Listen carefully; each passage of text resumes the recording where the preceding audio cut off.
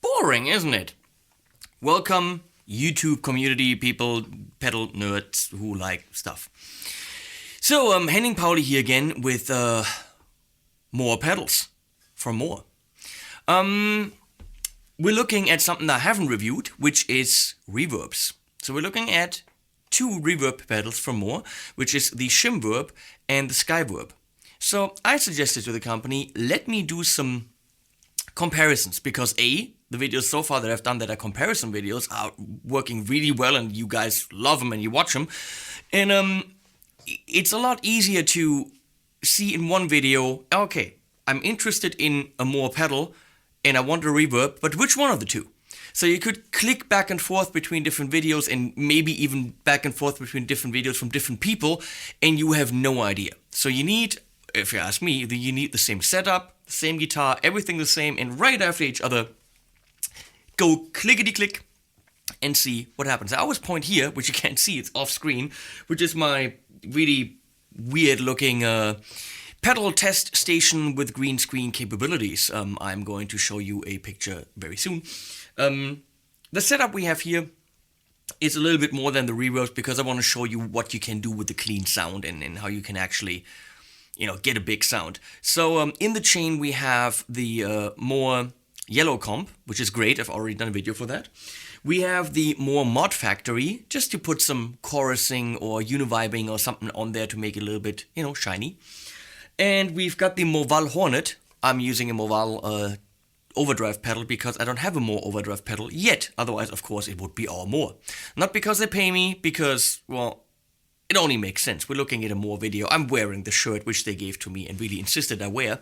How cute is that? Come on. So, I don't have one, so I'm using the Hornet, which is a great pedal. Nothing you can say about that. And then it's going into the SkyVerb and the ShimVerb. If you have a loop on your amp, put the verb in the loop. Delays and verbs should be kind of last in the chain. Your time-based effects should be, at the end. Probably the delay before the verb, so the reverb should be pretty much the last thing that's happening. Well, of course, because if you're in a room and you're playing, and the reverb's coming from the walls, you can't add anything to it. Anything you play goes into the room, and that is the last thing you do.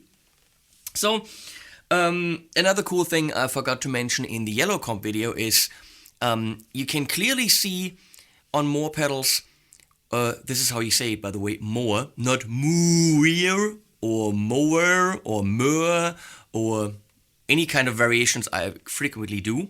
It's more like, more.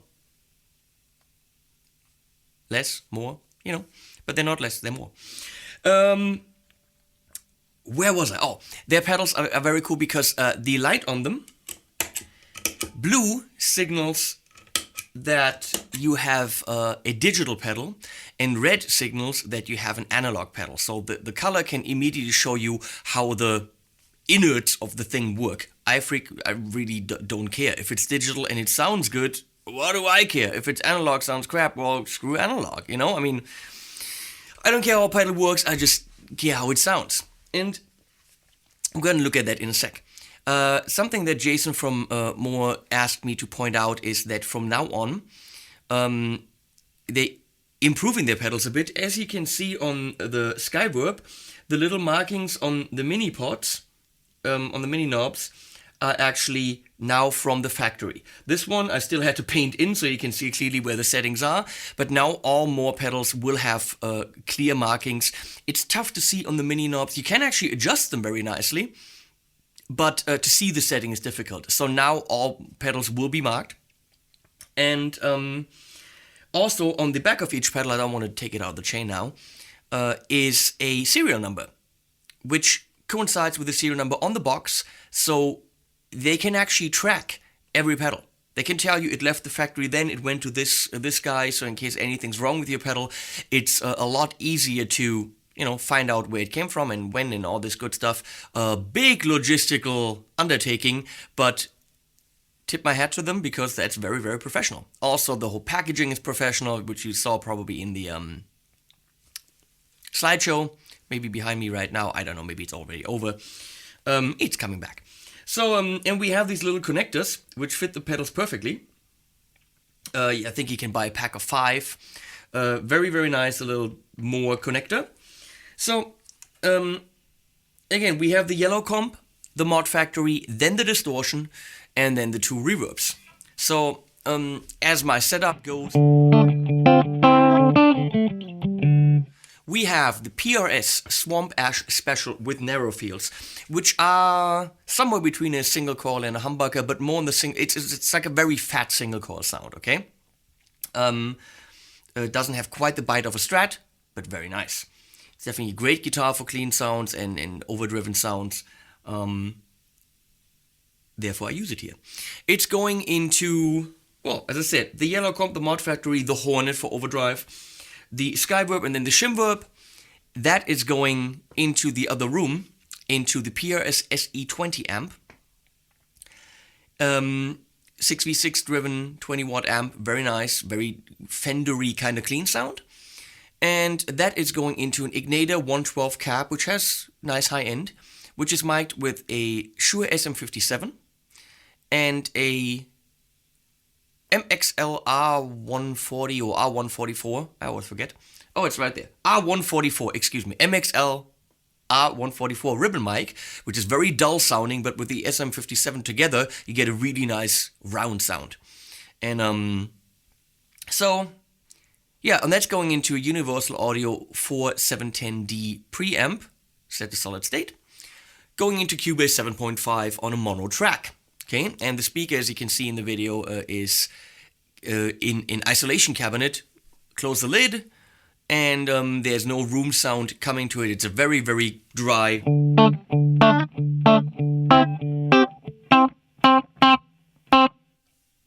very simple, very clean sound.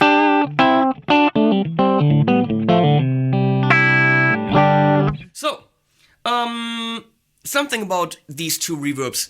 Clearly, the SkyVerb is bigger. It models bigger rooms, and it's for you guys who want, hugeness, hugidity, sizativeness, largescity. You know what I mean. And the ShimVerb has a room and a spring setting, which means definitely smaller kind of sound, but it's got the shimmer mode. Is it called shimmer mode? Yes. Which is really cool because it adds harmonics.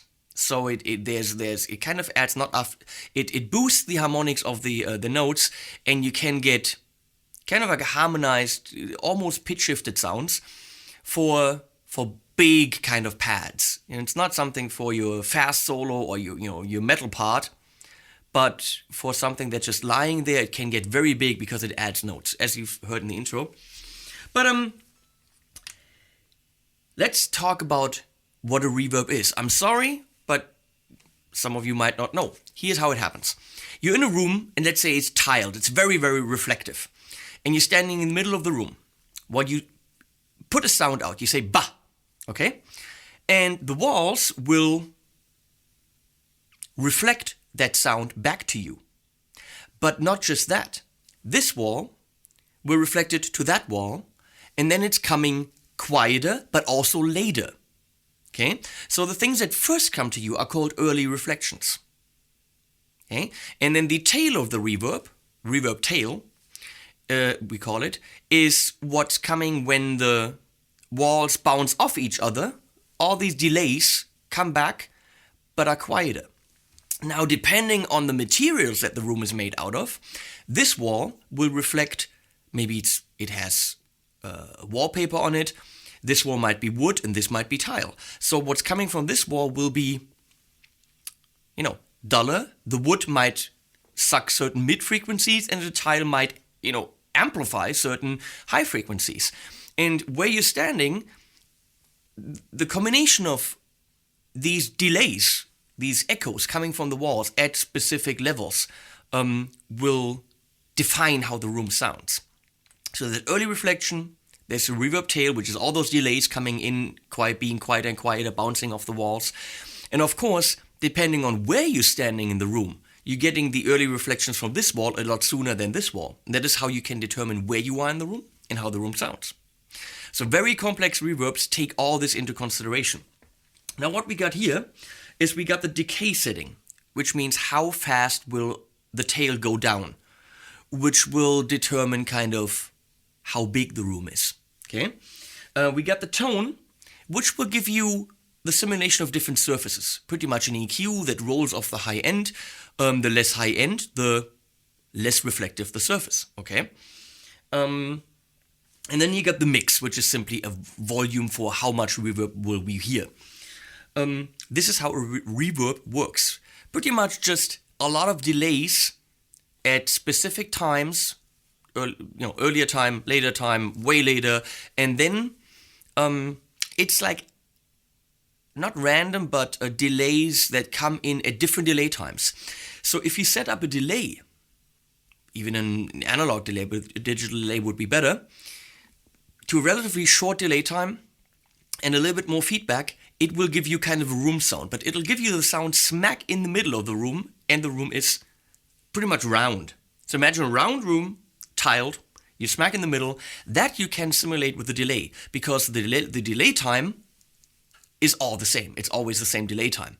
A reverb has different delay times for what's coming back from the walls. So I hope this helps. Maybe I found some kind of illustration that I can put up there. So we're going to start with the really big rooms, which is the SkyVerb. We have a studio. I'm going to set this all to not so big. Studio room like you would find in any studio. Probably wood, a little bit tile, and fairly good sized room, but not huge.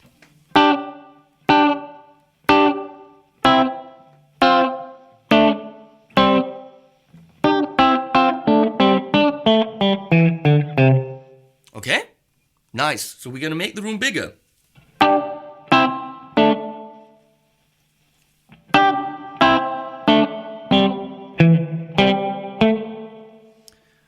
Gonna give it more high end. The difference you can get with the tone knob is subtle. Let me roll it off. See, the room is more like the walls are actually like, there's carpet on the walls.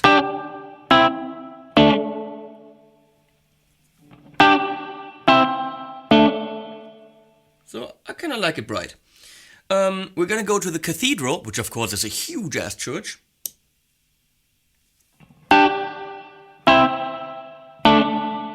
A little bit more fluttery. So, you know, you know what I mean? Kind of like that.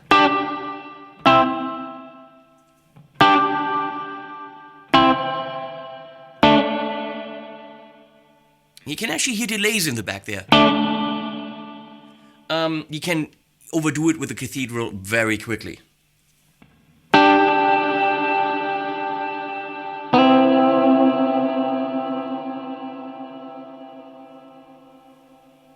Kind of like an infinite reverb, but could be very nice for stuff like this.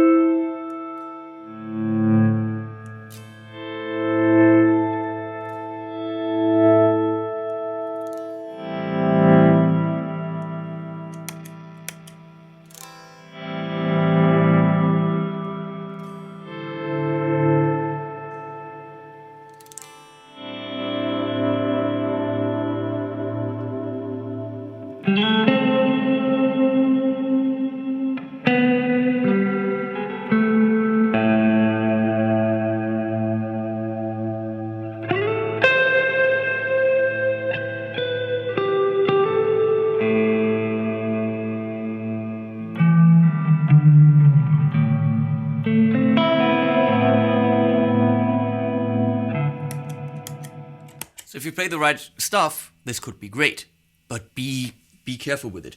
So we're gonna go to the plate. What is a plate? My girlfriend looked at this like, plate? Huh?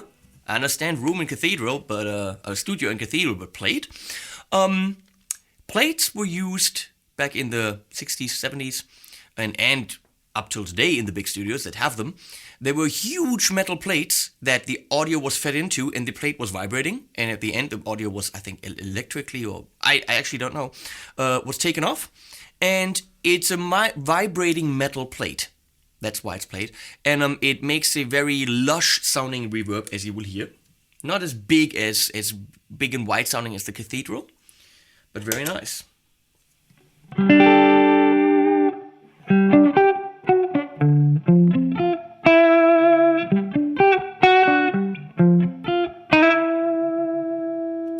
Some compression.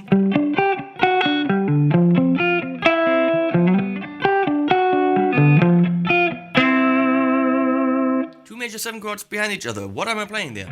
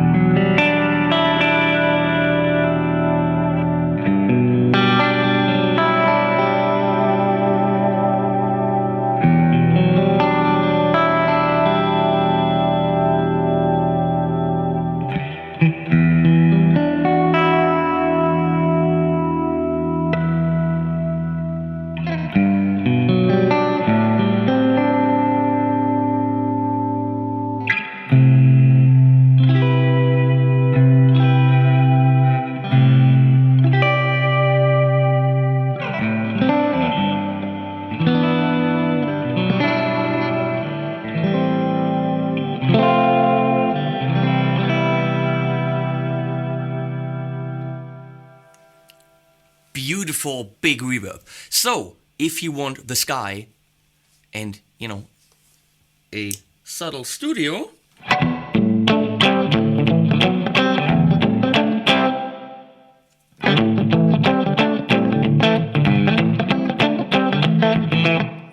this SkyVerb is for you. Let's switch over to the ShimVerb. Smaller rooms. We're on room.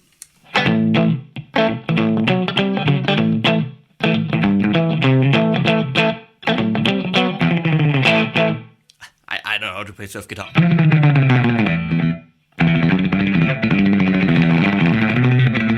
But for that we probably need this. I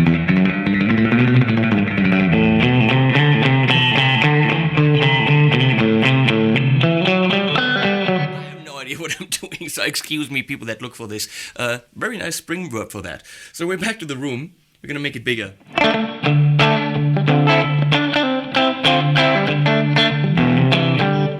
Similar to the studio, but a smaller room.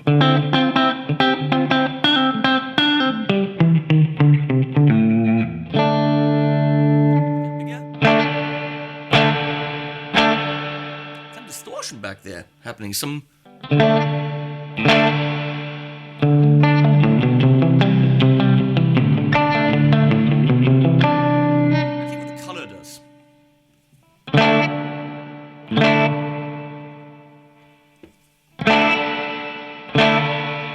Adds a lot of high end and wobble. So we go to the spring.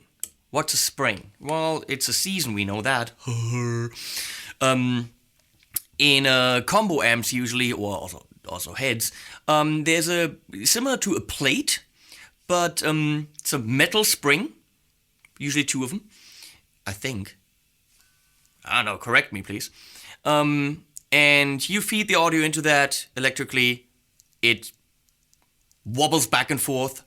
You take it out. That kind of sounds like a reverb, and that's what we do. And it's a very specific kind of sound that has determined many recordings. You know the sound when a spring reverb gets jiggled. So when you're like on the stage and you stomp your foot and you hear that. Would you like me to do that again? It's like a sound. Or like a yeah, I can't do that here. Actually, some pedals have that function to, jiggle it. We don't have that here. So we're on the spring setting in small.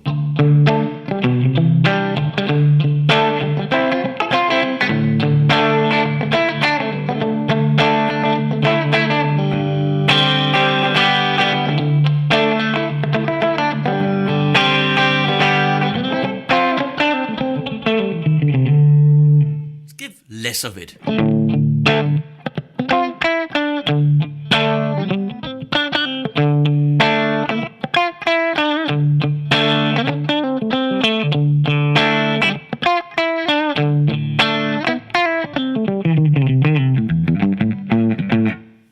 Very cool, very subtle. You almost don't notice it anymore. And then you turn it off. Give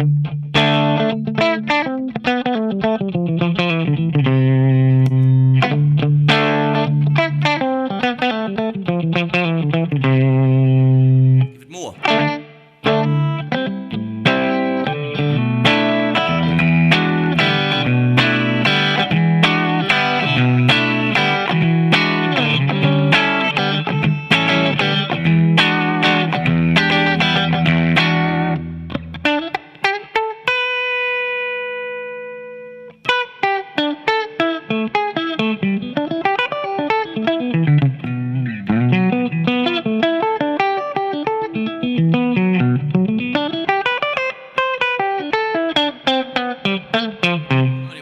Just so you hear the reverb.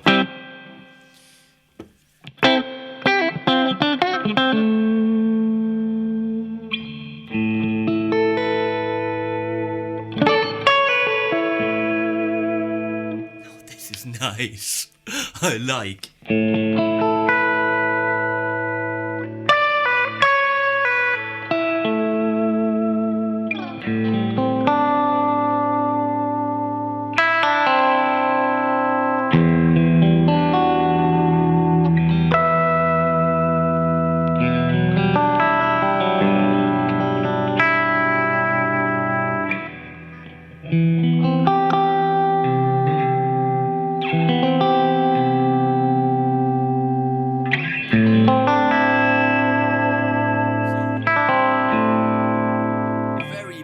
Spring reverb. I hear dogs. I hear dogs coming in. Where's the dogs? Doggies? I hear dogs walking around. They're confused. They don't know where I am. Okay. I hear pitter-patter of doggy feet. So, moving on from the dogs. We're going to the shimmer mode, which is something very special, but it can be something very special. So, gonna have it small decay.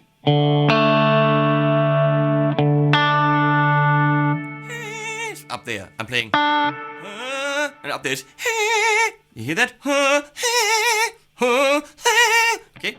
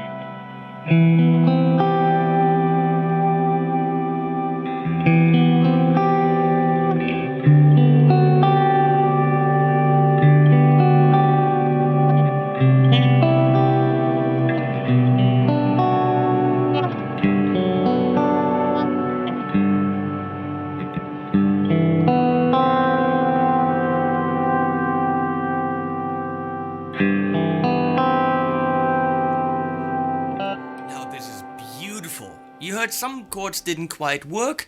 I think it takes some time to figure out what harmonics are being produced.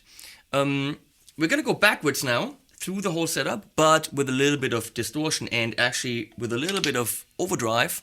Excuse me, overdrive, not distortion. The ShimVerb is actually really nice for solo stuff. Gonna punch in the hornet here.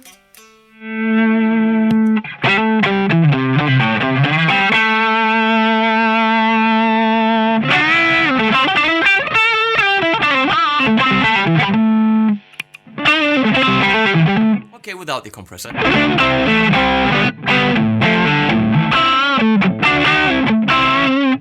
And we add the shim.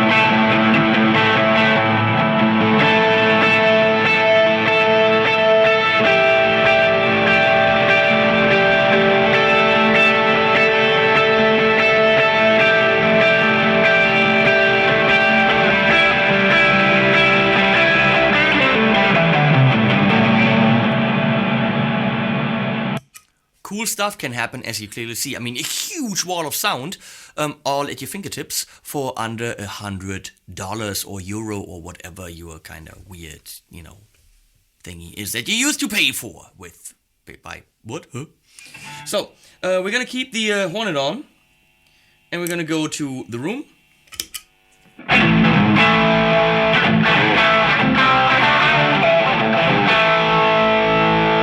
Usually on power chords, keep the reverb off. Too many guitar players have the reverb on all the time.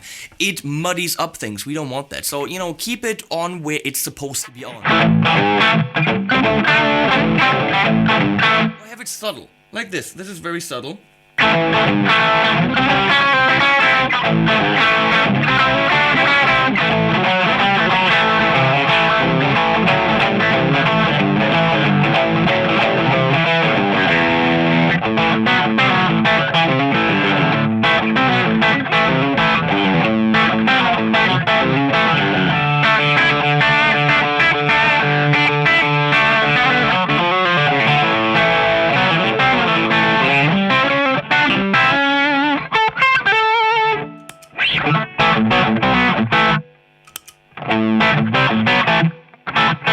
Subtle. And the spring.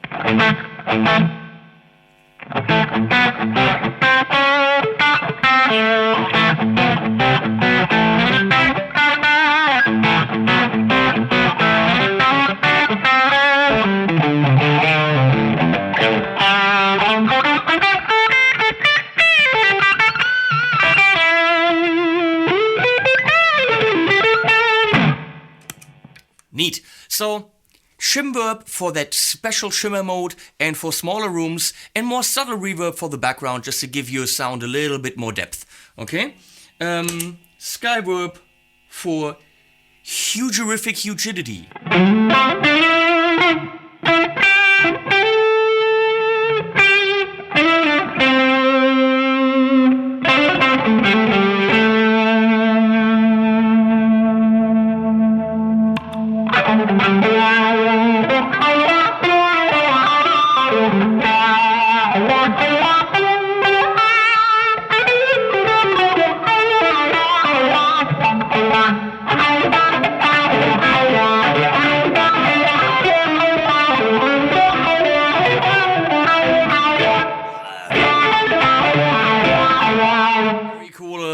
Ottawa from the Mod Factory.